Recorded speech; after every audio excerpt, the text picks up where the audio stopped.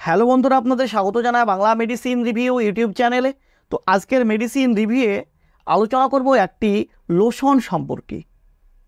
জানবো সেই লোশনটির সঠিক ব্যবহার সম্পর্কে, অর্থাৎ কোন কোন রোগের ক্ষেত্রে কোন কোন কন্ডিশনে ডাক্তারবাবুরা এই লোশনটিকে ব্যবহার করতে দিয়ে থাকেন, এর সঠিক নিয়ম কি ব্যবহার করার, এবং এই লোশনটি থেকে কি কি সাইড এফেক্ট আসতে পারে। এছাড়াও এই লোশনটি আমাদের শরীরে কিভাবে কাজ করে, অর্থাৎ এর মোড অফ অ্যাকশান কী, এর মেকানিজম অফ অ্যাকশান কী, সমস্ত বিষয়ে বিস্তারিত আলোচনা করব।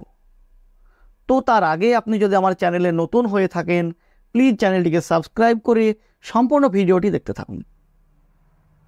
তো আজকের আলোচ্য বিষয় যে লোশনটিকে নিয়ে, যেটি হলো গ্লেনমার্ক ফার্মাসিউটিক্যাল লিমিটেড কোম্পানির স্ক্যাবোমা লোশনটির সম্পর্কে, যার মেন কম্পোজিশন, যার মূল উপাদান হলো গামা বেনজিন হেক্সাক্লোরাইড। তো কখন ডাক্তারবাবু এটিকে সাজেস্ট করে থাকেন ব্যবহার করার জন্য? তো এর যে মূল ব্যবহার, যেটি হলো স্ক্যাবিসের ক্ষেত্রে, চুলকানির ক্ষেত্রে। তো অনেক সময় দেখা যায় যে আমাদের এই আঙুলের ফাঁকে, শরীরের কোনো ভাঁজে এক ধরনের ছোট ছোট ঘামাচির মতো র্যাশিস বের হতে দেখা যায়, যাতে প্রচুর পরিমাণে ইচিং অর্থাৎ চুলকানি থাকে। চুলকাতে চুলকাতে একটা সময় দেখা যায় সেখান থেকে এক ধরনের রস বের হয়ে আসে। এই চুলকানিটা বিশেষ করে রাত্রিবেলায় বেশি হয় এবং দিনের বেলায় কম থাকে। আর এই স্ক্যাবিস লক্ষ্য করা যায় বেশিরভাগ যে যারা হোস্টেলে থাকে, এক বিছানায় অনেকে থাকে, মাদ্রাসায়, এসব জায়গা থেকে এই স্ক্যাবিসটা বেশি ছড়ায়। তো সেই স্ক্যাবিসের ক্ষেত্রে ডাক্তারবাবুরা এই লোশনটিকে ব্যবহার করতে দিয়ে থাকেন। এছাড়াও লাইস ইনফেকশান, পেডিকিউলোসিস, অর্থাৎ আমাদের শরীরে এক ধরনের প্যারাসাইট ইনফেকশান দেখা যায়, যেটাকে আমরা চলতি ভাষায় উকুন বলি। সেই উকুনের ক্ষেত্রে, যেটা আমাদের মাথায়, বুকে বা জেনিটাল পার্টে দেখা যায়, সেই উকুনের ক্ষেত্রে সেই প্যারাসাইটসকে মারতে ডাক্তারবাবুরা অনেক সময় এই লোশনটিকে ব্যবহার করতে দিয়ে থাকেন। তো কিভাবে কাজ করে এই লোশনটি? এই গামা বেনজিন হেক্সাক্লোরাইড কি করে, সেই প্যারাসাইটসের নার্ভাস সিস্টেমকে স্টিমুলেট করে। সেই প্যারাসাইটসের এক্সোস্কেলেটাল অর্থাৎ বহিঃকঙ্কাল দ্বারা ডাইরেক্ট অ্যাবজর্ব হয়, শোষিত হয়, এবং পরে সেই প্যারাসাইটটি মারা যায়। তো এইভাবেই এই লোশনটি সেই প্যারাসাইটকে ধ্বংস করার কাজ করে। তো কিভাবে ব্যবহার করবেন? এই লোশনটিকে মুখটা বাদ দিয়ে পুরো শরীরে তেল মাখা মতো মেখে নিতে হয়, এবং সেটি 8 থেকে 12 ঘন্টা রেখে স্নান করে ধুয়ে ফেলতে হয়।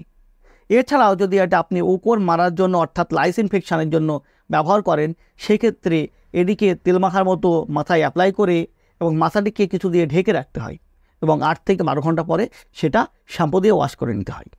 এইভাবে ব্যবহার করতে হয়, এবং এটিকে আপনি 1 সপ্তাহ পরে আরেকবার রিপিট করতে পারেন। তো এটি ব্যবহার করার আগে অবশ্যই একবার ডাক্তারবাবুর সঙ্গে কনসাল্ট করবেন। তিনার নির্ধারিত নিয়মে এটিকে ব্যবহার করলে আপনি সঠিক উপকারটি পাবেন। তাছাড়া এতে থেকে কিছু সাইড ইফেক্টও লক্ষ্য করা যায়, যে মোস্ট কমন সাইড ইফেক্টগুলো লক্ষ্য করা যায়, যেমন হচ্ছে মাথা যন্ত্রণা, ঘুম ঘুম ভাব, খিঁচুনি আসা, এইসব সমস্যাগুলো আসতে পারে। এছাড়াও এই গামা বেনজিন হেক্সাক্লোরাইড এই উপকরণটি যদি অ্যালার্জি থাকে, সেক্ষেত্রে ইচিং, রেডনেস অর্থাৎ চুলকানি আসতে পারে, সেই জায়গায় র্যাশিস বের হতে পারে, এইসব সমস্যাগুলো দেখা দিতে পারে। তাই এটিকে সেলফ মেডিকেশন না করে ডাক্তারবাবুর কনসাল্ট নেওয়াটা ভীষণ জরুরি। তিনার নির্ধারিত ডোজে, তিনার দেওয়া নিয়মে এই লোশনটিকে ব্যবহার করলে আপনি সঠিক উপকার তো পাবেনই, তার সাথে সাথে আপনাকে সমস্যায় পড়তে হবে না।